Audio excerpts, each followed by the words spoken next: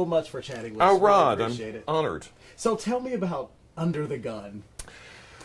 Well, let me tell you the truth about Under the Gun.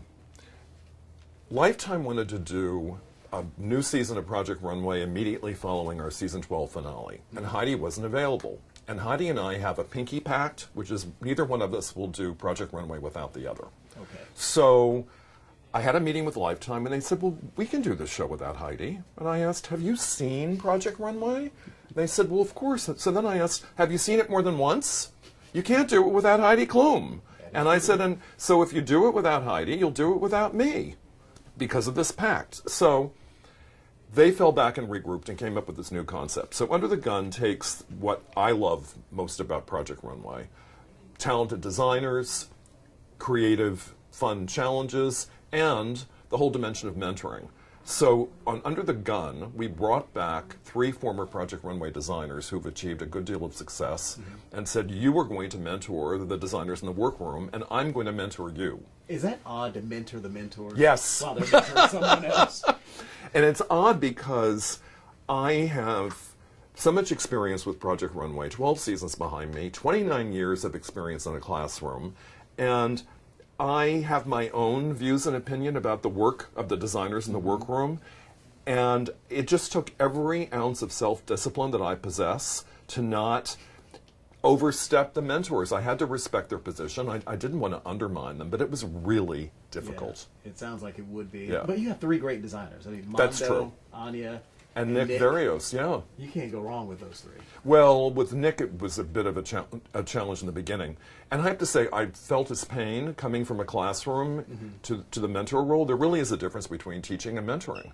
And when you teach, you can tell your students what to do. And when you're mentoring, you need to be, well, a cheerleader, a coach, a truth teller, but you don't want in any way to feel as though you're responsible for the decisions that the designer makes. Right. And that was hard for Nick. He was more of a guide. Right. I mean, he was on the floor cutting patterns for his designers. It's like, get up! Don't do that! Is that his nature, though, this to jump in and do stuff? I think so, but I have to say, going back to season 1 of Runway, I'll still remember this very palpable moment when I was in the sewing room threading a bobbin. And one of the producers stepped in and she said, Tim, can I see you in the hallway? So I stepped out in the hallway and she said, what are you doing? And I said, I'm threading the bobbin. Why? Well, the designer was having difficulty with it. And she said, all right, well, be prepared then to thread the bobbin for every designer in that workroom because it's an issue of fairness. And that resonated with me. And I thought, okay, no more of this. So there's this popular meme that's on social media that leggings are not pants. I'm asking the question perpetually. When did leggings become a pant? When did it happen? I saw this picture of a woman working in Walmart with flesh-colored leggings on. And Oh, that's the worst yet. At least the ones that I it's see. disturbing at best. Yeah, that's bad. I mean, I see it all over the streets of New York. I honestly don't know how it happens. A legging is a form of undergarment. It's meant to be worn with, at the very least, a tunic. But you don't want to show what's happening above the thigh. I mean, it's vulgar. So, and it is, especially on some people. I mean, it's bad enough. I mean, I climb the subway steps and I'll be behind someone wearing leggings as pants, and I think the only thing worse would be to see you coming down the stairs. What is your biggest fashion faux pas ever, point blank period? My own personally? Not yours, but things that you see. Fit. More than anything else. Most people wear clothes that are simply too big or too small. Okay. And you want your clothes to skim you, not to hug you. And I'm constantly saying, especially to women, though men do this too. Your suit fits you beautifully, by the way. Thank you. Most men wear suits that are 1 or 2 sizes too big. And many women, owing to body issues, wear clothes that are entirely too big. And I'm always saying the more volume your clothes have, the more volume you appear to have. Yeah. And it just looks sloppy. It doesn't make you look slimmer. It just makes you look sloppy. You know, it's funny. The one thing that comes to mind is one of the episodes with Jeffrey Sebelius. Yes. When he designed for the other contestant's mother, and it looked like a tent. That was a disaster. I felt that was bad. But I will add, so is the outcome of that challenge. The reason we did it was we wanted to have women who have real shapes, not these eating disorder models. don't represent the majority of the population. Mm-hmm. So who did the judges select to have win? If I recall correctly, it was Kane who worked with Yuli's mother, who built like a fashion model. Yeah. She's tall and slender. It's like, this was exactly what we were trying to get away It was from. the wrong ending to what you were trying to do. Exactly. All right, switching gears a bit. You Yeah. recently did an episode on The Soup playing, was it Justin Bieber's father? Just Future Bieber. Future Bieber. Future Bieber. What does Future Bieber, a fashion icon, say to current Bieber about his style? I won't even say about his actions, just his style. Well, I don't want to be disrespectful of how he presents himself to the world. I mean, I'm always saying our clothes are a form of semiotics. They send a message about how the world perceives us, and we each should accept responsibility for that. And if that's how he wants the world to perceive him, he's doing a good job. That's a very nice answer. A very political answer. You should run for office. Along the same lines, which celebrity, in your opinion, desperately needs a makeover?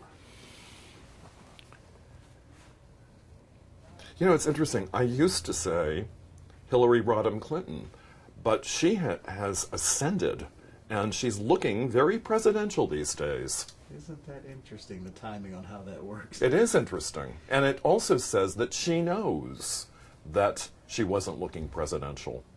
The suits weren't working? I don't think so. I mean, but it was also an issue of fit and proportion. Okay. They were too big and they were too boxy.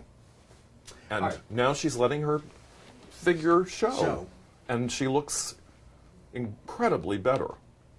Well, so we have this thing that the daytime show that I'm shooting this for does called these rapid fire trends for our 2014. So I'll name a trend that you saw at New York Fashion Week, and you tell us if it's going to work or it needs to go. You want to get close on this one? did. Okay, perfect. All right, you ready? Crop tops, Go. sheer, It can work. the white wide leg pant, Get rid of it. bold graphic patterns, They're dicey. You have to be mindful of your own size and shape. fringe. Oh, forget it. Never works. It's too fussy. There's too much going on. Embellished details, Yes. florals, Yes, but being mindful of scale. And I say that in the same way that I talk about graphic prints, that it's a matter of, you want to be wearing the print of the floral, you don't want it wearing you. and last, black and white. Oh, it's so ho-hum. Have you been shopping recently? Everything's black and white. It is. What happened to color? I don't understand. All right. Ho-hum. Ho hum.